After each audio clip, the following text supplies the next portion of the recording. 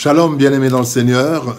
Nous sommes dans la joie de nous retrouver au pied du Grand Roi pour notre méditation biblique quotidienne. Nous sommes le mercredi 24 janvier 2024 et nous vous saluons au nom de notre Seigneur et Sauveur Jésus-Christ. Nous allons lire un texte pour notre méditation de ce jour dans les évangiles. Évangile selon Matthieu, chapitre 9, versets 37 et 38. Matthieu 9, 37 et 38, dans la version Louis II, il est écrit « Alors il dit à ses disciples, la moisson est grande, mais il y a peu d'ouvriers. Priez donc le maître de la moisson d'envoyer des ouvriers dans sa moisson. » Grande moisson, peu d'ouvriers. Grande moisson, peu d'ouvriers, tel est le thème de notre méditation de ce mercredi 24 janvier 2024. Bien-aimés dans le Seigneur, par le péché, le monde entier a été corrompu et voué à la perdition.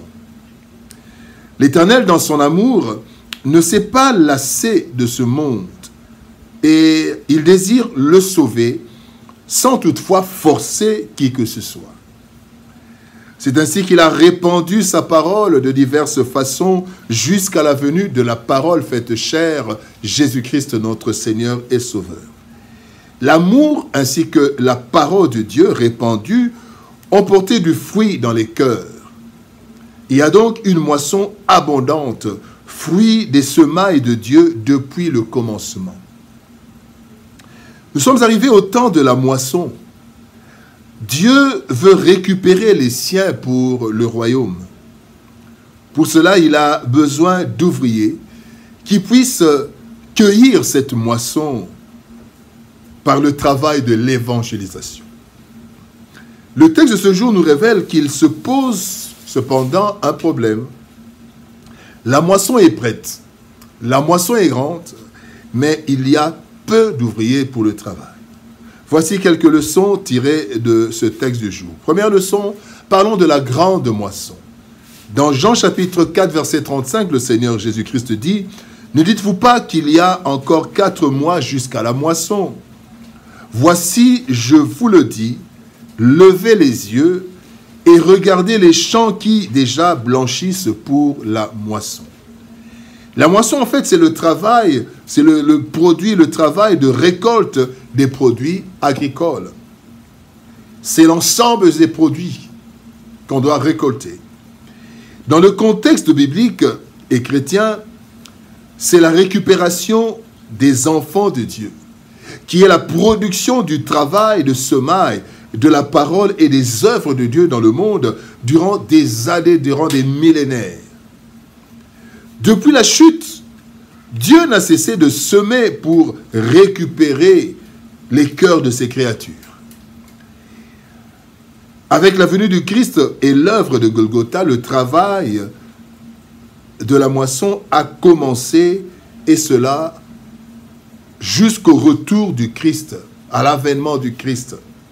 La moisson représente les hommes et les femmes qui ont été visités d'une façon ou d'une autre par Dieu de façon consciente ou non. Et la moisson représente aussi le travail d'évangélisation qui récupère ceux que Dieu a touchés et a préparés. Parlons maintenant de la carence d'ouvriers. Deuxième sujet, deuxième leçon. Carence d'ouvriers. Luc 9, 59 nous dit, il dit à un autre, « Suis-moi » et il répondit, « Seigneur, permets-moi d'aller d'abord ensevelir mon père. »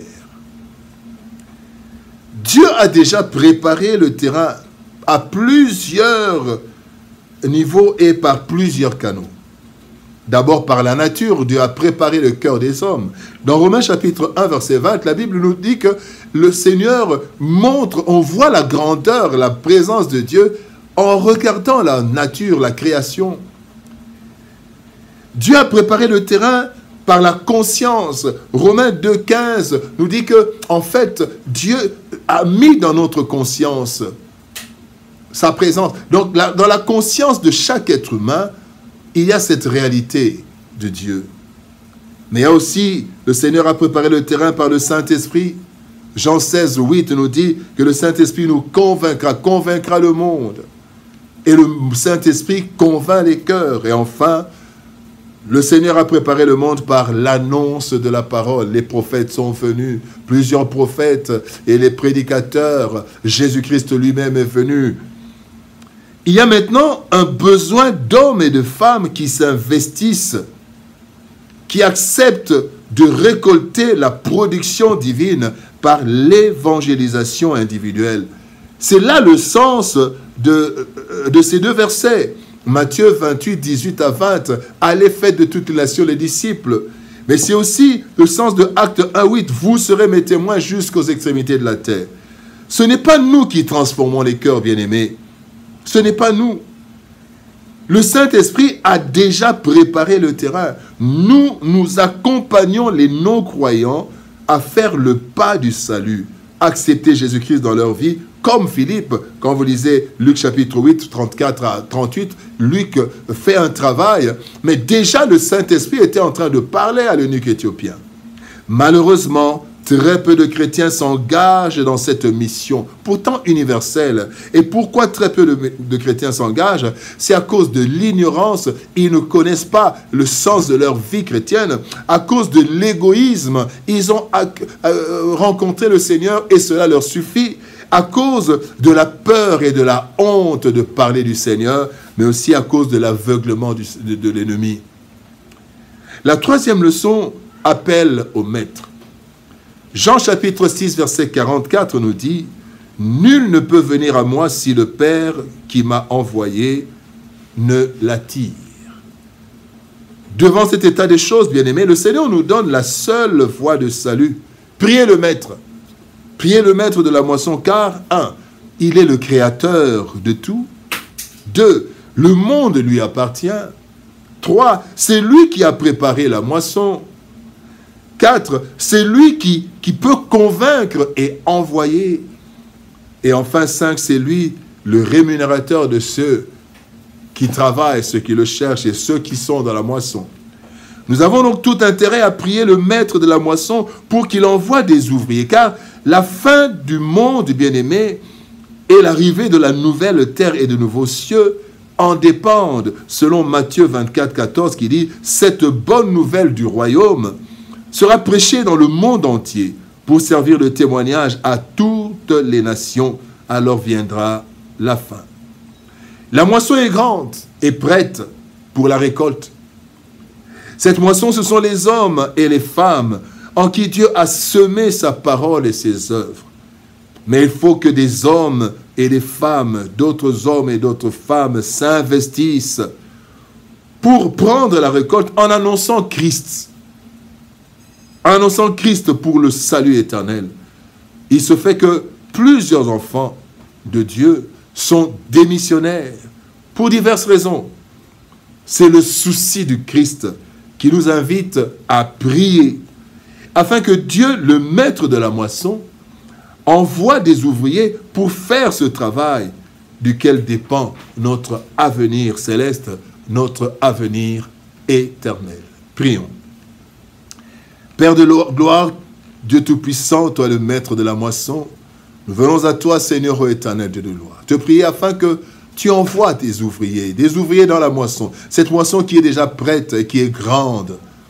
Mais Seigneur, tu vois combien tes enfants, Seigneur de gloire, sont dans la négligence, dans l'égoïsme, dans l'ignorance, et très peu font le travail. Seigneur, suscite des hommes et des femmes qui se lèvent pour faire ce travail, Seigneur, parce que la fin des temps et le début, Seigneur de gloire, de l'éternité glorieuse en dépendent.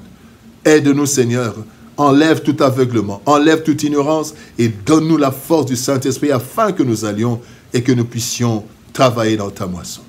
Bénis ta parole et bénis ton peuple. Au nom de Jésus-Christ, nous avons ainsi prié, Père. Amen. Bien-aimés dans le Seigneur, c'était une joie de partager ce moment avec vous.